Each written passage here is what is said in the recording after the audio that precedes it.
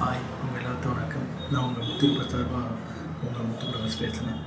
நான் இன்றைக்கி பேசக்கூடிய டாபிக் இது எதை பற்றி பேசக்கூட நீங்கள் எல்லாம் பார்த்துட்ருக்கீங்க. நான் இன்றைக்கி பேசக்கூடிய டாபிக் பேர் வேறு எதுவும் இல்லை.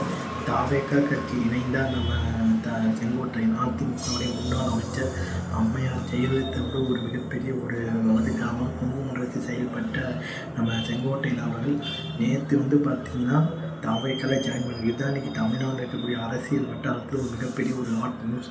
ஏன்னா இப்போ குங்குமன்ற அதிமுக வலிமையாக வைத்தவர் 1975 அதிமுக ஆரம்பித்த காலத்தில் அதிமுக கூட இருந்தவர். 89 பிரச்சனை எம்ஜிஆர் இறந்தபோது பிரச்சனை கட்சி ரெண்டாச்சு. இப்போ எம்ஜிஆர் தலைமையிலான ஜானகி அம்மையார் மனைவியான ஜானகி தலைமையிலான ஒரு அணியும் ஜெயலலிதா அம்மையார் தான ஒரு அணியும் பிரிஞ்சாங்க. இரட்டையிலே முடக்கப்பட்டது. 30 எம்எல்ஏ கிட்ட அம்மையாருக்கு ஆதரவாக போனாங்க. மீதி இருக்கக்கூடிய 90 எம்எல்ஏக்கள் ஜானகி அம்மையாருக்கு ஆதரவாக போனாங்க. இரட்டையிலே முடக்கப்பட்டுச்சு.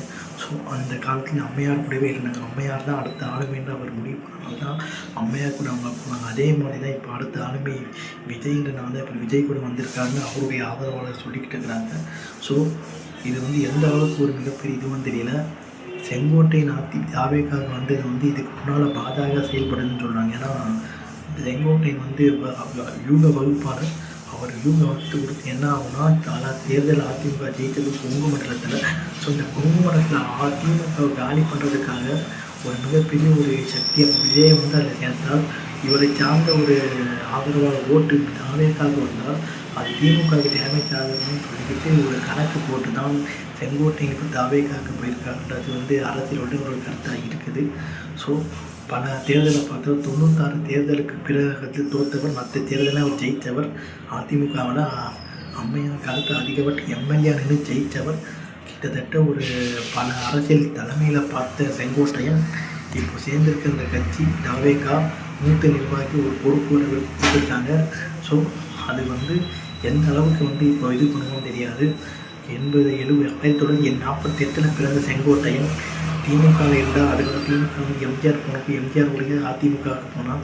ஸோ கிட்டத்தட்ட பல அரசியல் தலையங்களை பார்த்த செங்கோட்டையன் இந்த முடிவை பல பேர் வேடிக்கையாக பார்க்குறாங்க.